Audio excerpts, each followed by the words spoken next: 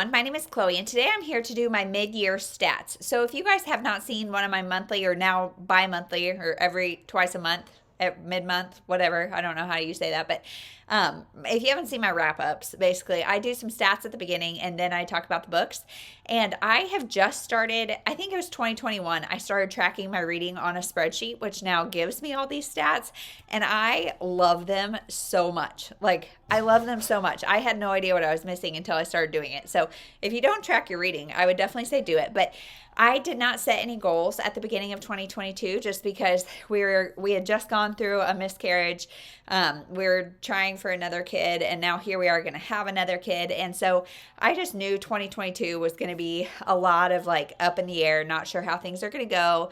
I didn't want to set any goals. Last year I was pretty rigid about goals, especially wanting to read off my shelf and like as much off my shelf and only my shelf as I could. And I really felt like kind of ready to just mood read and be like out of the goal situation. But I still think looking at these stats is super like insightful and really interesting and may guide my reading for the second half of the year. So let's just get into the stats. So in the first half of the year, I read 156 books, which really annoys me because according to Goodreads, it was 158, and I don't have the time or energy to like go through and find where the discrepancy is.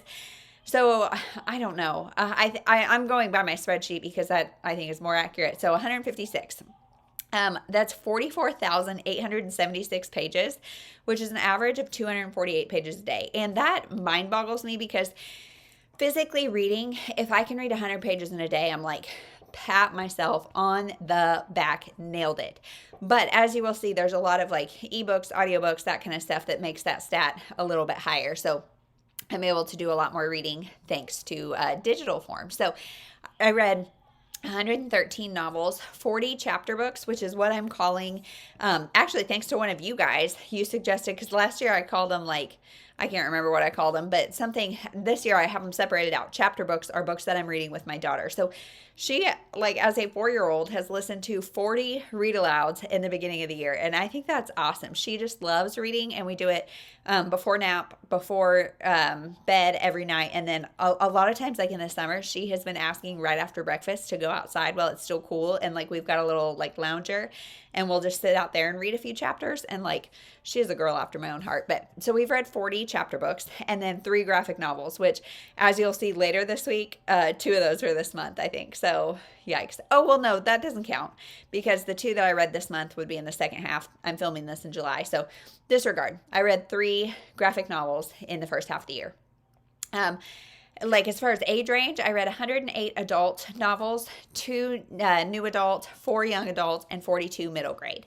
I only had 2 DNFs, which is crazy, but I also do not like DNFing. I think it's really been the past year or 2 that I've like become okay with DNFing. Clearly, I don't do it a lot. I should probably do it more because star ratings. I had 1 1-star, 5 2 stars. So in my opinion, I probably should have DNF'd all 6 of those books, but I did not. 34 3 stars, 35 3.5 stars, 59 4 stars, 2 4.5, and 15 5 stars. So the average is 3.64, and I feel like that's a win because 3.5 is like, that was pretty good. I would recommend it. And so above that is A-okay. If it's below that, it means I'm like kind of reading some that I don't love, but 3.64 feels really good. I read 92 off my shelf and 64 not on my shelf, which again feels really good to me because like I said, I don't want to be as rigid as I was last year about reading only off my shelves. I would like to read like probably half or more off my shelves just because I do still have like overwhelming amounts of books. However, I like, and I've been still accumulating more as the year goes on. So I would like to read, and like there's a reason I'm spending money and buying these books. So I would like to read about half or more off my shelf. So that feels really good that it's 92 and 64. As far as where I read all these, because like I said, I heavily rely on digital copies to get through things. I read 66 from Libby, 37 off my shelf, 30 from NetGalley. So I really utilized NetGalley in the beginning of the year. 12 from Hoopla, 8 from the library, 2 from Kindle Unlimited, and 1 from Libro FM. So I also feel like sometimes I get really overwhelmed with the number of like resources I have. So the library, Libby, Hoopla, And those 3 are all free through my library. So that is awesome. And I love that. Like, clearly I utilize my library quite a bit. Kindle Unlimited, I share with my mom and sister and grandmother, I believe. We all kind of share it. And so I only read 2 off of there, but that feels okay because I'm not paying for it, like, just for myself. And then Libro.fm, I am a part of their ALC program, which is Advanced Listener Copies. So that feels really good too. So I'm not paying for any services at this time, and that feels really good. As far as how I'm consuming all of these books, 45% of my reading has been on audio. And I would have guessed it was even more than that, honestly, because I feel like I listen to a lot of audio, but 26% was also ebooks or e-arcs. And so, like, there's that. And 29% was physical. So that means 29% of my reading is physical and 71% is digital in some capacity. And so that like makes sense to me for sure, that it is like that heavily skewed digital versus physical, just because time is really hard to come by to read physically, and then energy when I do have the time, a lot of times I'm like falling asleep. So 29% physical, 71% ebook or audio, with 45% of those being audio.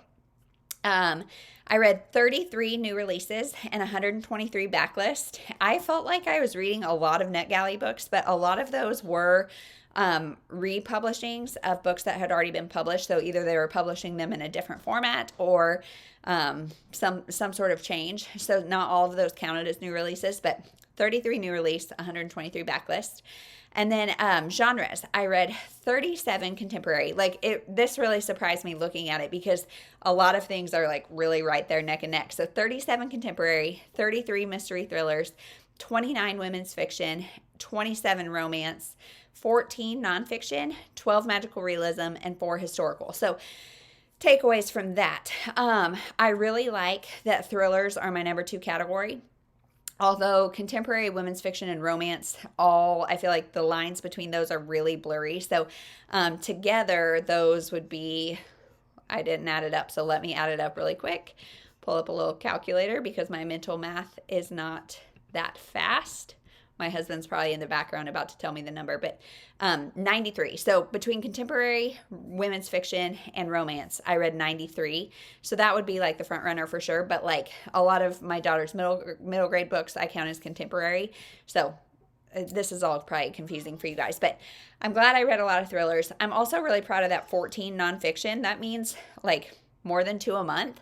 And I really love nonfiction just because I'm always wanting to learn something or grow or sit in somebody else's shoes for a minute in a way that is like really real and palatable, which I feel like nonfiction does really well. So I'm proud of that and want to maintain that. So that is all my stats. Takeaways. I feel really good about the number of books, the number of pages. I'm good with like the balance of on my shelf, not on my shelf. I'm really proud of utilizing the library resources. I would like to utilize my Libro.fm ALC program a little bit more because they so generously let you listen to advanced copies if you have a platform of a certain size. I can't remember exactly what size it is, but and I'm so grateful for that. And I just have not utilized that to the amount that I need to. So goals for the second half of the month or year are to utilize Libro.fm more. And then just to kind of continue on, I'm happy with the new release backlist balance, kind of continue on with the nonfiction reading, the thriller reading, and just all the things. And I'm proud of my daughter for all that she has read and listened to with me. And it's just been a great first half of the year. So let me know if any of these stats are fun or interesting to you and what the best book you've read in the first half of the year is, or any of your stats. If you keep track and know any of these stats, please tell me, because like I said, I have fallen in love with knowing all these things and I want to know about you too. So thank you so much for watching. We'll see you in the next one.